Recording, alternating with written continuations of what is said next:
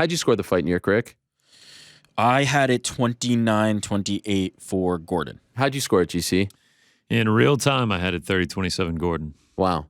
I had it 29-28 only because, for Gordon, only because I figured they were just going to give him one round. I think you can make a very, very, very strong case for 30-27.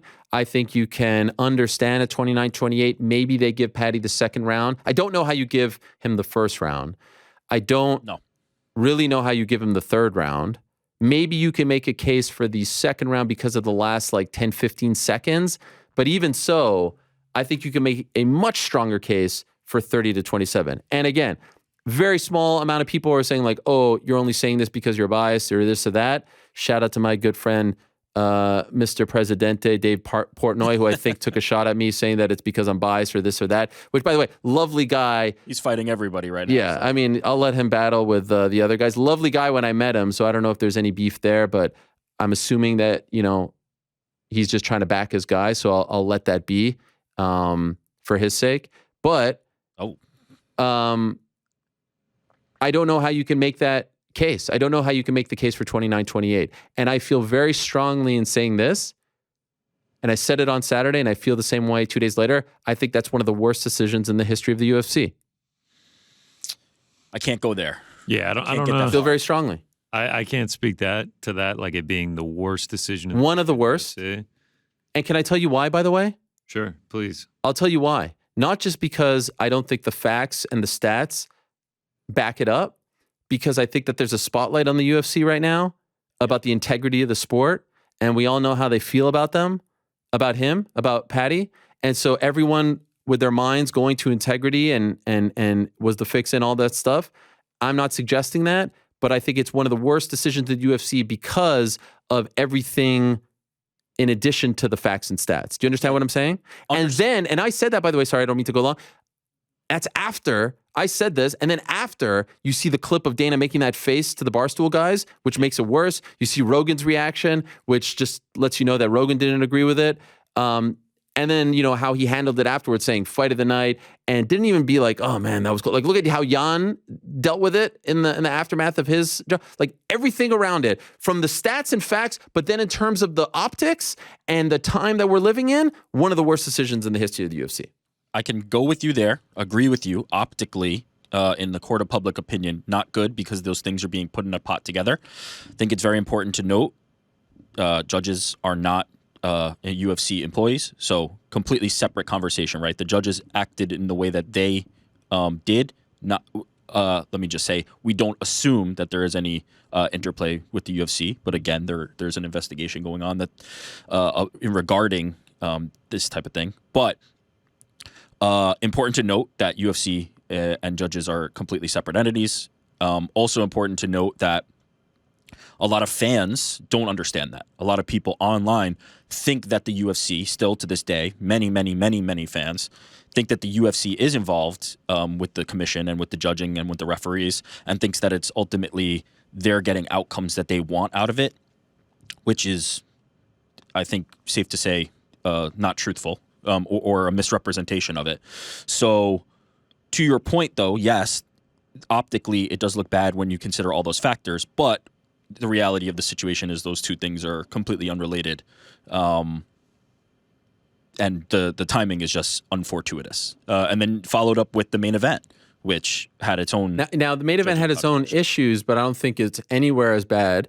I agree. Completely. I would have absolutely... Trust me, there's a lot of fighters that we big up, that we say won, deserve this, that I don't personally like. I mean, you're a human being. You can't like everyone. And we try our best to separate the two.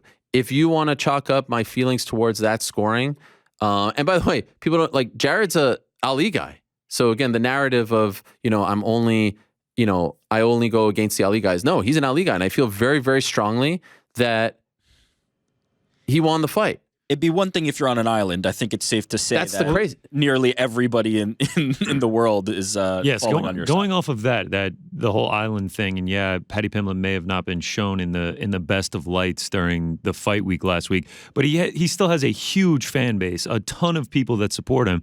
And when you go and like MMA decisions, yes, this isn't the alpha and the omega, but like if you look at it, 11 media members scored it 30-27 Gordon, 12 media members scored it 29-28 Gordon, and one media member scored at 29-28 Pimblett. But then when you go to the fan scoring, 1,979 scorecards submitted, 91% for Gordon, 47% 30-27, 41% 29-28. Like, this was a huge majority of people that saw the fight the same way, that thought Jared Gordon won it. And on rewatch, I still think Jared Gordon won. I still think at worst it was 29-28 Jared Gordon. Can I just say, we've attacked this conversation, and I don't mean the Paddy Pimblett fight specifically, but the idea of judges and scoring from every possible angle. This has continually been a conversation.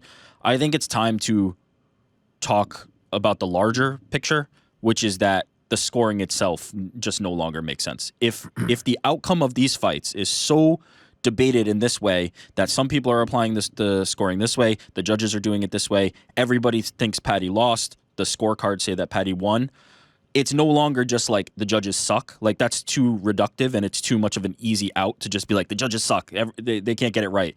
The scoring needs to be changed. If this is the outcome, if ultimately the outcome is that the three judges ultimately said that somebody who everybody else in the universe thought lost, something's not lined up right. Like, there's something there. And to the point that people are talking about robberies, that is what needs to be fixed. So I agree to a degree, but I actually feel like on this Monday, the story isn't about the criteria, and it's more about the judging. Because I think it should be. Well, personally, here's the thing.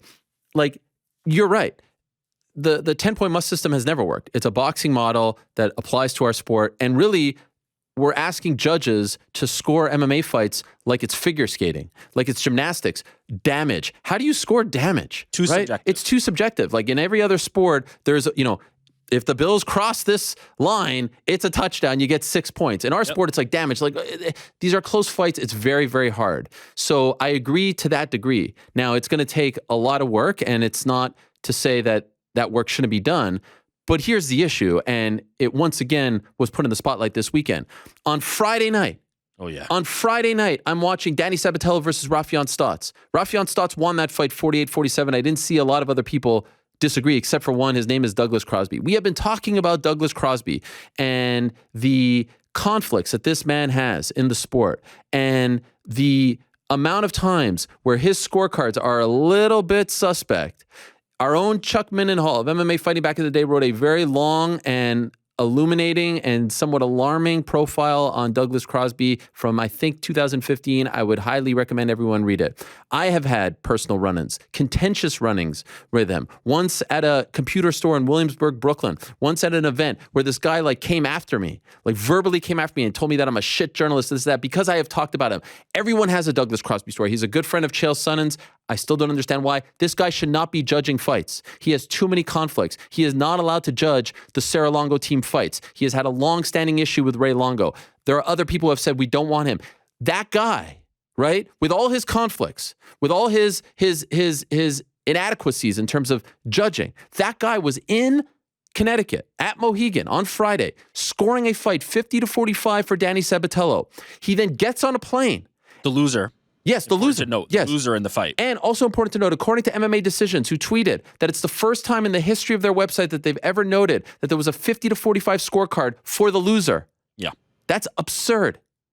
That guy got on a plane and flew across the country to Las Vegas to be in the chair on Saturday. When I spoke to people who work with NBA refs, you are not allowed to do this. Like, if you're an NBA ref, you have to be in at least more than 24 hours to be well-rested, clear-minded. He showed up on the day of the fight. I feel like shit after one of those fights. This guy's an older man who now has to sit there, clear-minded, not jet-lagged, scoring fights.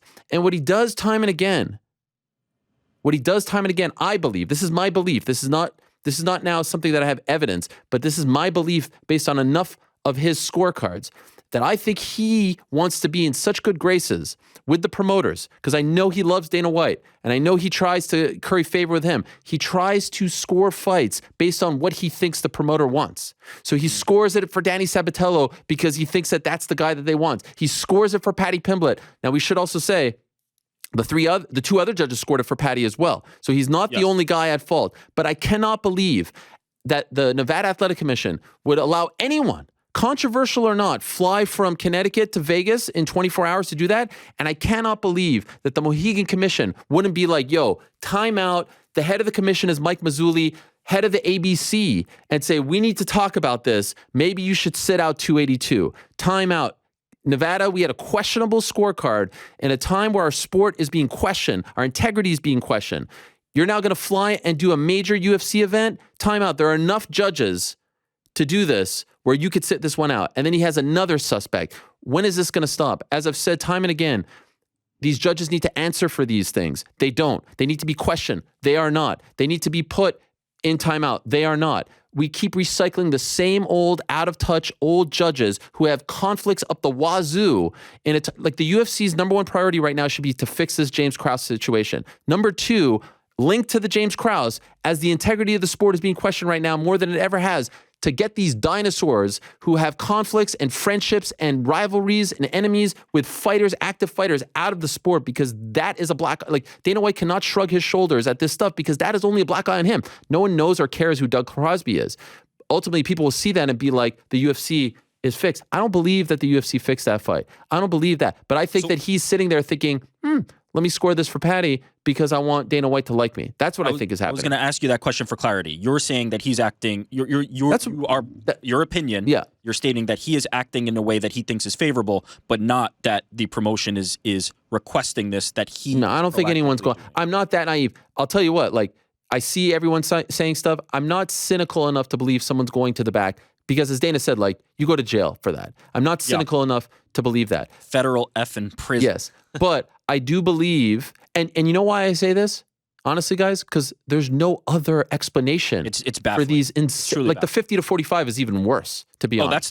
That's the worst card in history. Seriously, one of the worst scorecards. I watched that entire fight, and going to the scorecards, I was cheering for Stotts, and I was like, all right, it's 48-47 either way. That's the only way to score that. And 50-45, like my jaw dropped. I could not believe that.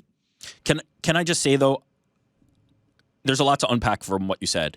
To me, again, there's two things being mixed, right? Bad judging and the systemic issues. There is a systemic issue that judges are not held accountable for their scorecards, don't have to answer for them with us. I'm assuming they don't have to answer with them for the commission because, as you've pointed out, they continue to get assigned to these cards, and there's no repercussions for a scorecard like a 50-45 Sabatello, where the next night he's not judging in another jurisdiction. There seems to be no consequences.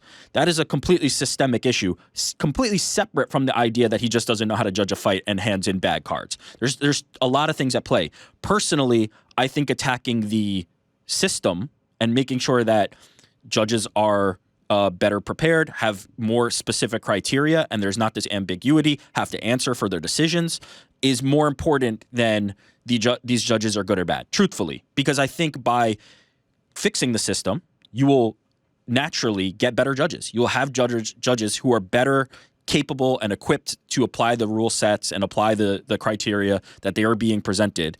But it is difficult. It is completely 100% the more difficult way to approach this problem. And I don't know if they're. But the first issue has to be to weed out the bad guys. I don't know if I don't. By the way, I don't want the bad guys using a good model, a good system, right? They're still not gonna do it. They're still. I'd rather. Again, by the way, what's the easier thing? What's the thing you could do today? Like that is easier. 100%. And I know from one prominent promoter, I don't want to say names right now, that has requested that he no longer judges their fights. And by the way, let's not let Sal D'Amato and some of these other guys off the hook. But there are no judges left. There are no judges left. He had a 24-hour stretch. The Paddy Pimblett fight was 3 judges. I know. It's not just Doug Crosby. If we take this tact, there are no judges. Because there will be ones who have dissented and been disagreed with, and they will be cast out. And how do you determine whether a judge is capable or not? These things are systemic. It's not as easy as this guy or this gal sucks, this one doesn't. It's the system. The system is completely broken. I know. I'm just saying what I think. To Ariel's point, you can get rid of specific people. How do you make that determination? Based on what? There's no criteria for it. These shitty scorecards. There is criteria for it. There has to be accountability. There has to. What is the criteria? What are they doing? Connor? Tell me. Dude, when you consistently have people complaining about them, making what Ariel just said, making recommendations, I don't think this guy should be judging our that fights. Seems subjective, as subjective as the scoring. But by the way, Eric, you know this. Dude. There was a time a long time ago where Dana White said, "I don't want Steve Mazzagatti." Guess what? We never heard of him again. Remember Kim Winslow? Why aren't we getting rid of these guys? The promotion isn't asking for that. So it's on them. It's on them. I agree with that. Don't fighters have the ability to and teams have the ability to request that people are not assigned. My boy Ali, we agree on something. That's how you know how bad this is. We agree on something. He tweeted yesterday. I saw a tweet saying we need to ask to have Doug Crosby not do these fights anymore. But it's almost unfair in a way to just single him out. There's a bunch of them, but he had a particularly horrendous, and he has been an issue for a while. That 24-hour stretch, you go from, there's like so much there because you go from Sabatello and then you fly. Not good. Not good. You should not be working 2 shows in 24 hours across the country. If the promotion, if every fighter said, never let that guy work my fight again, that's the system in action. I think that should be happening instantly. I think every single manager should be taking note of this and not putting their fighter in that position. But it's too difficult to say to the commission, like, we didn't agree with these scorecards. There needs to be a system in place. There needs to be something where they review these and look at people and stop licensing them. They should review. The commissions should. The UFC should, and they've got the best Mark Ratner leading the way. So obviously, we all agree that it was super suspect. And again, like he had a chance, I think, Paddy, to save all of this by being like, "Yo, that wasn't my best night. I got, you know what? It was close. I got out of there by the skin of my teeth. I'm going to come back better." No, he was just like, fight of the night. That was great. Like so completely, it was like every step of the way all week long was handled the wrong way. But he gets the W, as he said. There's a green mark. He doesn't give a fuck. He wants us all to suck his asshole, not kiss his asshole. So I don't know how you could do that. I think it changed depending on the interview. Okay. But yes, there was a... what do you do with him now? Because here's the thing. If you give him someone less in terms of like quality of opponent or rank than Jared, as a promotion, you're admitting that this was a loss. Or no. What do you do with him? I don't agree with that. Yeah, you give him a fighter who is not quite as good and capable as Jared Gordon. You put him in London, and you give him somebody that he can beat. Period. Is there anyone that comes to mind, or are you just saying like bring some dude? Nah, yeah, anybody outside the top. Bring someone from 20. Is Jared Gordon not someone that the promotion thought that he could beat though? 1,000%. I think they thought he could beat him, but that it'd be more competitive than his past fights. Now you go the other direction. Now you give him somebody. You go. That to me is admission that he lost. How long do you stay here? No, it's not. I don't agree with that. I don't agree that it's an admission that he lost. Right. No one's record, no one's path, no one's resume was scrutinized more up until this point than Conor McGregor. Yep. Conor's 4th fight was against Dustin Poirier. Okay. The Paddy and Conor comparison needs to stop. Must stop immediately. Like there is no comparison. We must kill this. Dig this thing up and bury it. You know, Eric. Every time Conor McGregor met an obstacle, and by the way, if you're a longtime fan of the MMA Hour, nobody doubted Conor McGregor more than me. I needed him to prove it to me. I wasn't ready to jump on. Every time Conor McGregor met an obstacle, he didn't just hop over the barrier. He kicked it down and broke through the wall and showed everybody he's the truth. Every single time he was met with something. Paddy Pimblett has not. Paddy Pimblett has looked very unimpressive, very lackluster in all of his fights against competition that he should not be looking lackluster against. This was, in my opinion, a loss. At best for Paddy Pimblett, a really bad performance against Jared Gordon, who's not ranked. So you have to think, if they intend to cash in on Paddy Pimblett, if they intend to capitalize and harness the popularity and energy that he brings to the fight game, which is undeniable. If you're going to compare him to Conor, it's simply in that he has a local following that travels with him, that is hyped to see him fight and is very loud and vocal. That's the only basis that you can ever compare him to Conor McGregor. If you intend to harness that, you put him in London, you put him against somebody that he can have a great performance against, and you reverse the progression. He should not be fighting anybody in the top 20, period. I thought the only good thing that he did in that fight, objectively, leg kicks, they look to affect Jared. Jared's left hand was connecting. Yeah, I mean, he's got a chin. Like he can take a punch. Tough. That's for sure. He's tough. He is not a soft dude or a pushover, but he is not as skilled as the guys in the top 20. You know, Eric, that this Conor thing dates back. I mean, I remember when he fought on the same night as Conor and Eddie. Remember that? He threw up in the cage. Yeah. The BT studio. Like this. Also, he even like held a sign up about Conor one time. Like this has been a thing for a while. So you can't help but make that comparison. It's been a thing for a long time. I agree with you. It needs to stop now. He's also, he's not a prospect, right? Like Paddy Pimblett almost 30. He's a fully finished product at this point. We have to stop acting. He got to the UFC late, but we have to stop acting like this is like Paddy's like growth story. He is who he is, and he's just not a top 15 UFC fighter. That's fine. You think he'll ever be? No, I don't. Again, he's a finished product. He is who he is. I don't think there's like levels to go in Paddy Pimblett's game. At least from what I'm seeing, he doesn't seem to be improving each time. Does he seem to be improving? I thought the Jordan Levitt fight was his best fight of the 3 leading up to Saturday. I thought clearly this was the worst, and I thought he lost the fight. Now, Jared Gordon also the best of the 4 guys, so... These are tests he needs to be passing if he wants to be ranked. That's it. Is there any ranked guy that you think you could give him? Back end of the rankings is like a Hanato Moicano. Oh, come on, man. Like, no way. Yeah, I'd love to see that fight. That would be, I mean, the build-up would be fantastic. You have Demir Ismagulov at 12 right now. He's obviously fighting Arman Sarukian this weekend, but like he would just trash him. There's a lot of featherweights that could come up and Jared Gordon fought. Like, there's a lot of featherweights. Ilya Topuria, how do you think that goes? Let's kill that. Down for Ilya, Paddy. Talk about a guy who continues to show like levels to his game. Any world that they give him Terrence McKinney? Oh, that would be fun. He has a fight in Brazil, but then he could come around. I mean, it'll be a pretty short turnaround. That would be a great fight from a... Terrence has a dedicated online fan base. Paddy has a huge fan base. That would be a great fight in terms of bringing those two things together.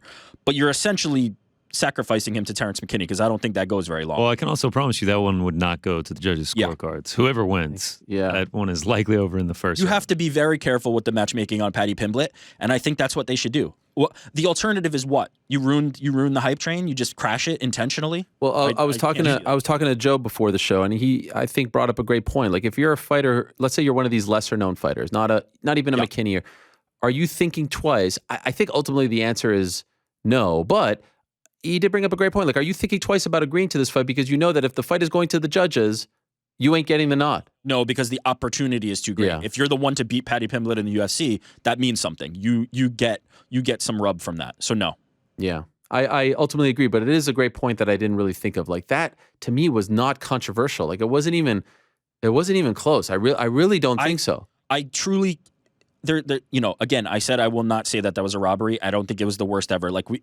We're talking Ross Pearson versus Diego Sanchez was a fight. Like, if you really want to robbery, go back, who scored it? Did anyone notable score it for Paddy? Like, anyone? Not dudes in $5 wigs. I'm talking about legit people. Anyone? Let me just say this though. The first round, scoring the first round for Paddy is like, and 2 of the judges criminal. did that. Yeah, that's criminal. It's. The rest of the fight, I'm okay. Look, we have to be honest about this. Jared Gordon didn't do a ton in the second and third round that was supremely damaging. Like, that's just the reality of the situation. But what did Paddy do in round 3? Everyone keeps talking about the round 3. He landed did more. 6 significant strikes. I agree that How much more? 6 significant strikes, and he got controlled for 4 minutes. No, I'm saying Jared did more. Jared did more, in my opinion. But not enough that, like, this should be having people up in arms, truthfully. Okay, so go ahead. The first round, yes. In my opinion, if 90+% of the people are scoring it for Jared Gordon, I would call that a robbery then. The scoring needs to be adjusted. The scoring needs to be adjusted. This is everyone thinks one of the that worst. Jared Gordon top 10 worst, if not 5. And then when you add everything else, I put it maybe number 1. When you add everything else, you have to. Yes. Oh, man, I'm sorry. I can't speak on it. This is crazy. I haven't been around long enough. It's not crazy. It was objectively not a top 10. Oh my God. We were texting about it in the fight. It's bad. And you were like as sure as can be that these rounds were for Jared. I think you had it 30-27. Did you not? 29-28. I had him winning the first 2.